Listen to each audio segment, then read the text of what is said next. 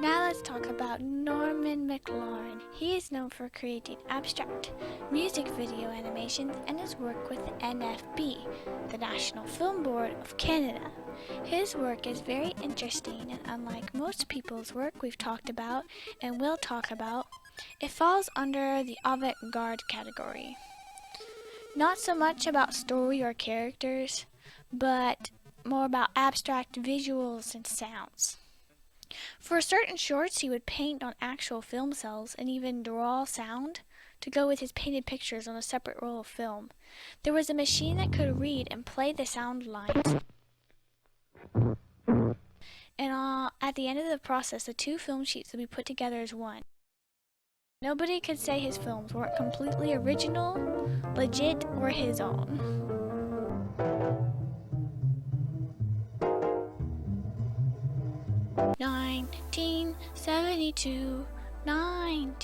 '72. Ooh. Okay, I was really surprised by this. Even a guy named Fred from that time said, "This is lunatic for its time." What is lunatic for its time?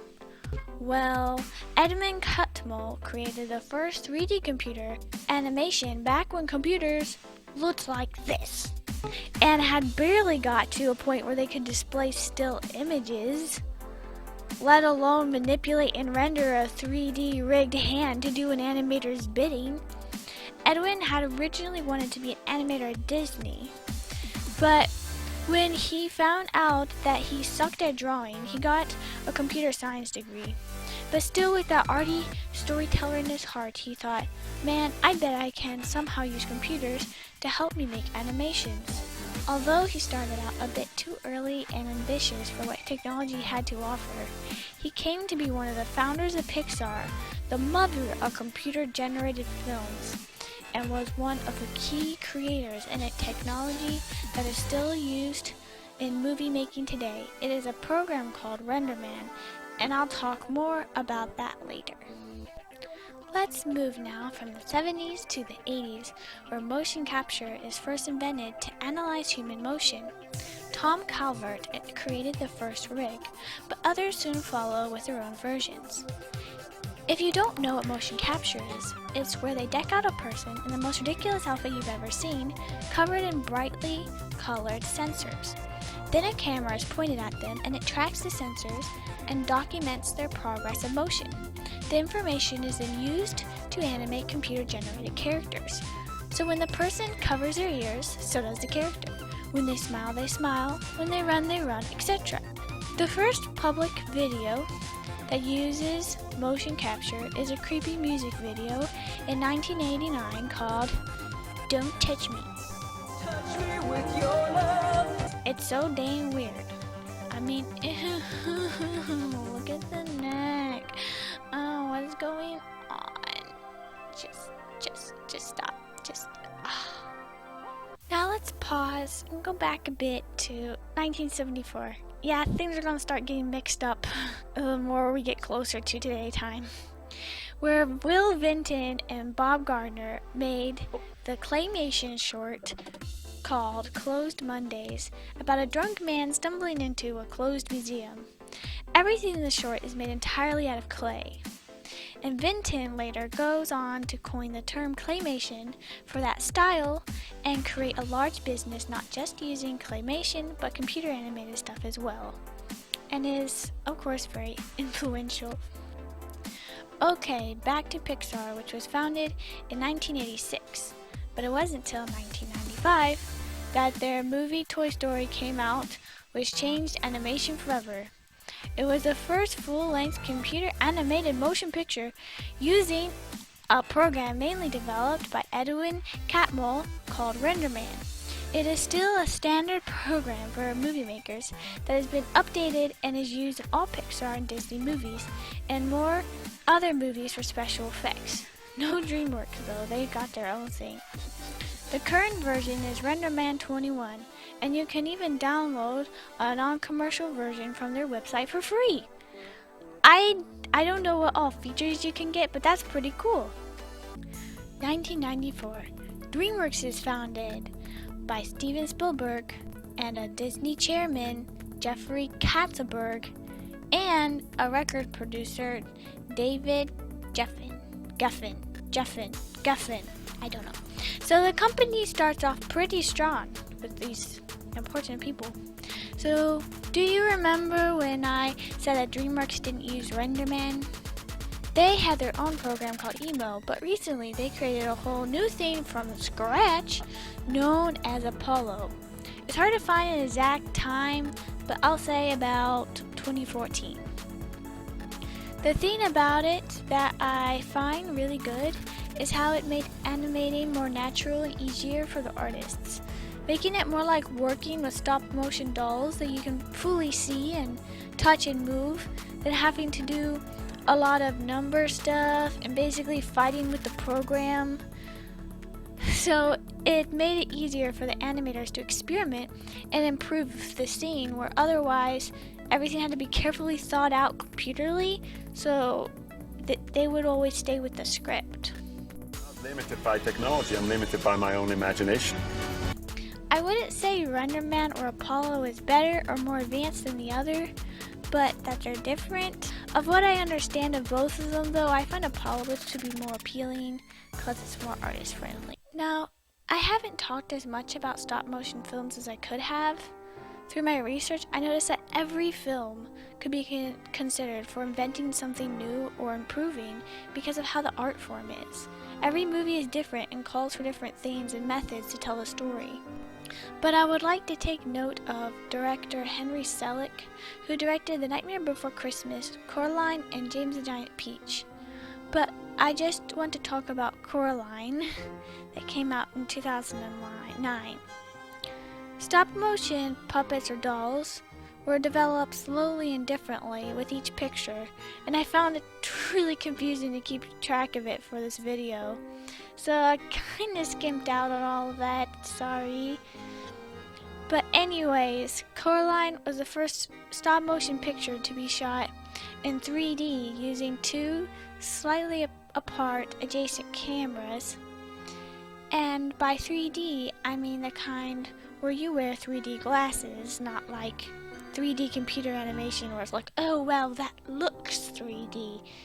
No, 3D, you put on the glasses, oh wow, the person's hand is going to scratch off my face. 3D. Anyways, also, the facial expressions of the puppets and some of the other objects were the first to be made using a 3D printer. So there's a lot of 3D-ness going on with Coraline. And they hired Althea Chrome, an impressive creator of tiny things, to make some of the clothes by knitting. And sometimes she would use knitting needles as small as human hair. How is that even possible? Like, I wasn't even going to include that because I feel like it's such a niche kind of thing that's just different for every film. But how is that even possible? A human hair knitting? What? What? Brain exploded. Impressive things like that, though, tend to happen a lot in stop-motion films. I apologize for not going more into it in this video. There's just too much of it. There's just too much. Boop, boop, ba-doop, boo, boo. Okay, there's something else I want to talk about. It is a short film by Disney animators called Paperman. It was supposed to be a revival of the 2D animation style using 3D computer animation to save workload. The film looks nice and is well done, but I still have yet to see anybody use their method, and it's been 5 years. Maybe I'm just impatient. Long story short, they add effects to the 3D animation, making it appear flatter, and add details like hair strands by hand to make it more authentic. But sadly, no revolution to be found.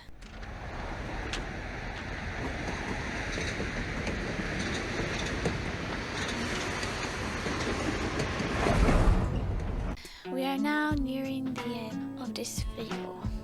But before we do, I need to talk about Hayao Miyazaki. I knew from the beginning he needed to be a part of this this video.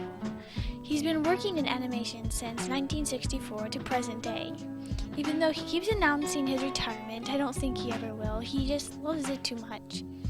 Miyazaki didn't create any new technologies or way of doing things that I'm aware of through my research, but his determination to stick with the old handcrafted way of animation in a world now dominated by 3D computer animation is valuable in itself. And I've just said animation like so much, this video I've said it so much. Even when using the computer to help enhance a scene, he says you should do even that by hand. Basically, don't let the computer just do something automatic. The automaticness loses the special touch of the artist. Also, his work has influenced so much. The whole anime community of artists and simple fans. Although Miyazaki himself says he hates anime despite himself being such an influence, he finds it worries too much about style and copying each other than doing studies and using real life as a reference. Blah blah blah blah blah blah blah. This is the end anyway, but let me say a little something for the closing. Do, do, do, do, do, do. It has been only 100 years since animation first really came to the public light, and it's already hard to imagine life without it. It's in games,